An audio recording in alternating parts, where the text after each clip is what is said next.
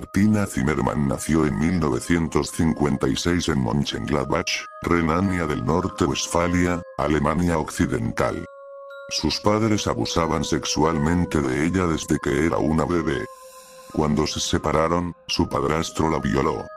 Su madre la dejó un tiempo en un hogar para niños abandonados. Tras salir de allí y volver con ella, fue violada por otro padrastro. Para escapar de allí, muy joven se casó con Wilhelm Zimmermann, un chico problemático, con quien tuvo dos hijos, Brian y Joseph. En 1982 se separó de su esposo y se quedó viviendo sola con los niños en su antigua casa, aunque seguía frecuentando a su ex esposo y teniendo sexo con él de vez en cuando. En 1983, Martina era una atractiva, alta y bien formada madre divorciada de 28 años, que gustaba de pasar el tiempo viendo películas de terror. Tenía además una obsesión mórbida con la muerte y los cadáveres.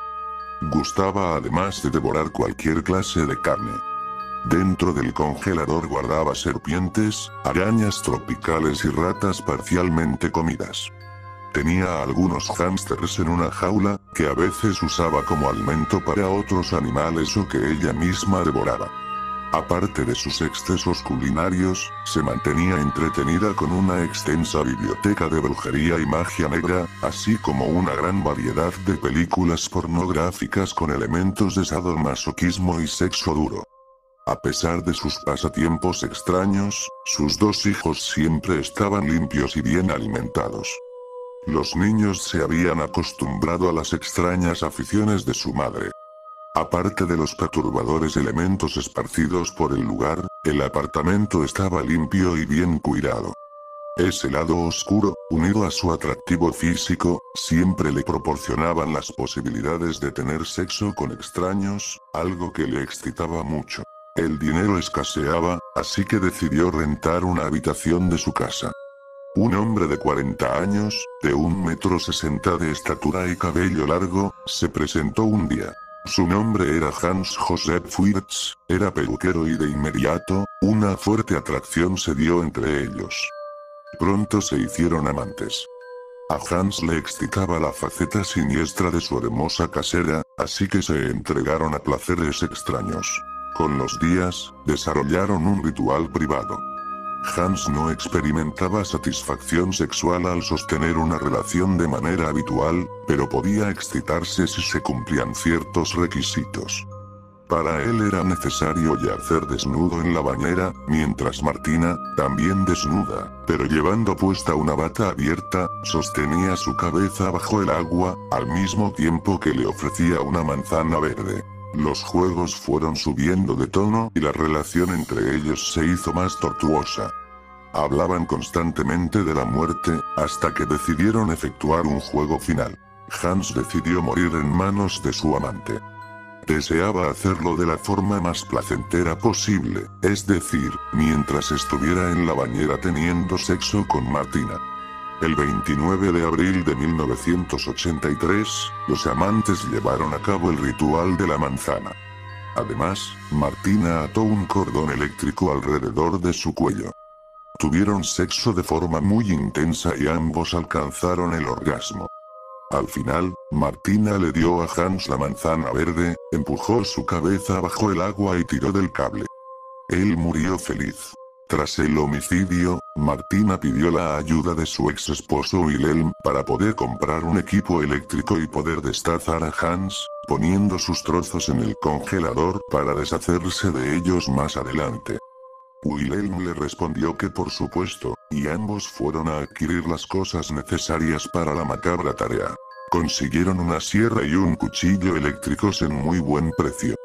Inclusive se ofreció para ayudar a su ex mujer en el tedioso trabajo de cortar, pero ella insistió en hacer sola los cortes. Puso manos a la obra enseguida y demoró varias horas. Al final, tenía más de 50 paquetes con trozos de su amante y estaba muy cansada. Ahí sí aceptó la ayuda de Wilhelm para deshacerse de 44 fragmentos de lo que una vez fue Hans Wirtz. Este se llevó las bolsas y las tiró en el parque más grande de la ciudad, el Buntengarten. Martina conservó lo que consideraba las partes más sabrosas del cadáver. Durante los siguientes días, tuvo un verdadero festín de carne humana.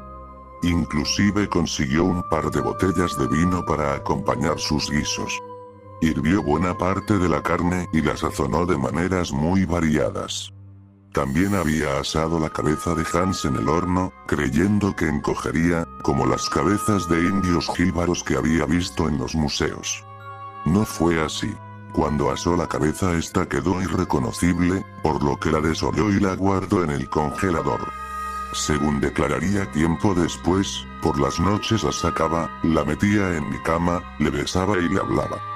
También tenía sexo con la cabeza, y al terminar la dejaba junto a ella, sobre la almohada, para dormir acompañada. Al otro día, la guardaba nuevamente. Cuando comenzó a descomponerse, le pidió a su exmarido que la tirase también.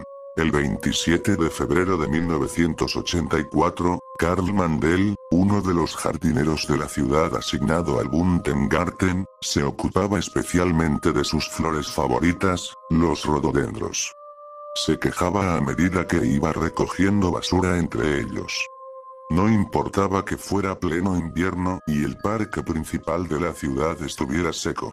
Consideraba que los ciudadanos deberían ser más respetuosos. Durante la estación invernal, Karl había encontrado muchos objetos extraños entre sus flores. Pero ninguno fue tan raro como el contenido de la bolsa de plástico que retiró aquella mañana. Contenía un pie humano. La policía se presentó en la escena y se encontraron otras partes del cuerpo. Todas habían sido colocadas en bolsas de plástico y todas habían sido congeladas. Cuando se descubrieron, el hielo de algunas partes estaba parcialmente disuelto. Se colocaron todos los trozos en la mesa de autopsias, donde se confirmó que el cuerpo pertenecía a un varón. Hallaron además la cabeza. Varios dedos estaban intactos y buscaron sus huellas dactilares en los archivos.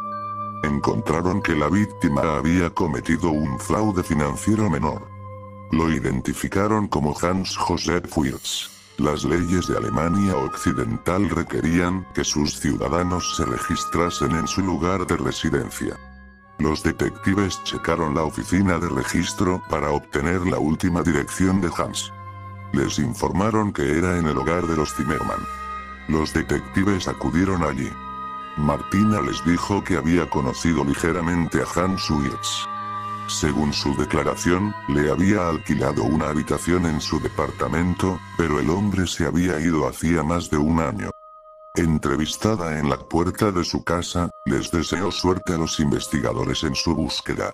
Los detallistas detectives de Alemania Occidental descubrieron que Hans había sido peluquero. Recorrieron todos los establecimientos de peluquerías de la ciudad y encontraron su lugar de trabajo. Había estado allí hasta el 29 de abril. El propietario no lo consideraba desaparecido, tal vez porque a Hans se le debía un mes completo de trabajo. Sin embargo, el dueño lo había llamado a su residencia y le habían dicho que ya no vivía allí. Todos los caminos conducían a Martina.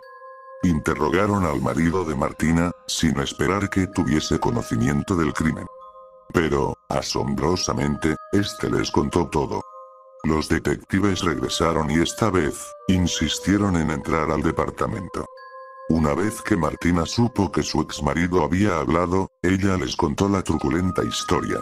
Martina admitió rápidamente haber matado a Hans, pero negó rotundamente que hubiera sido un asesinato. Ella lo había matado, pero únicamente porque él se lo pidió y solo para entregarlo a otro nivel de existencia. Era un viaje que ambos deseaban realizar, para conocer el más allá, el oscuro reino de la muerte. La razón por la que no hizo el viaje con él, fue porque estaba esperando que sus dos hijos crecieran y se emanciparan. Entonces lo alcanzaría. A pesar de su historia y su comportamiento anormal, Martina fue declarada competente para ser juzgada. De hecho, se descubrió que tenía un coeficiente intelectual mayor al promedio. Para entonces, la historia había escandalizado al país y los medios la llamaban la caníbal de Mönchengladbach. El 9 de diciembre de 1985, Martina se presentó al juicio. Se declaró culpable con circunstancias atenuantes. Desde el estrado de los testigos, respondió el único secreto restante del caso. ¿Por qué Hans tenía que hacer un viaje a otro nivel de existencia? Según Martina, ella no permitiría que Hans viviera con ella en concubinato. Era un ejemplo muy malo para sus hijos. Ya que él no podía vivir sin ella, insistió en irse a ese otro nivel y esperarla. Martina Zimmerman fue declarada culpable y sentenciada a 8 años en la cárcel. Cumplió su condena y en 1994 fue puesta en libertad condicional. Tiempo después desapareció y no volvió a saberse de ella, pero su sangriento legado aún permanece en la memoria de los alemanes.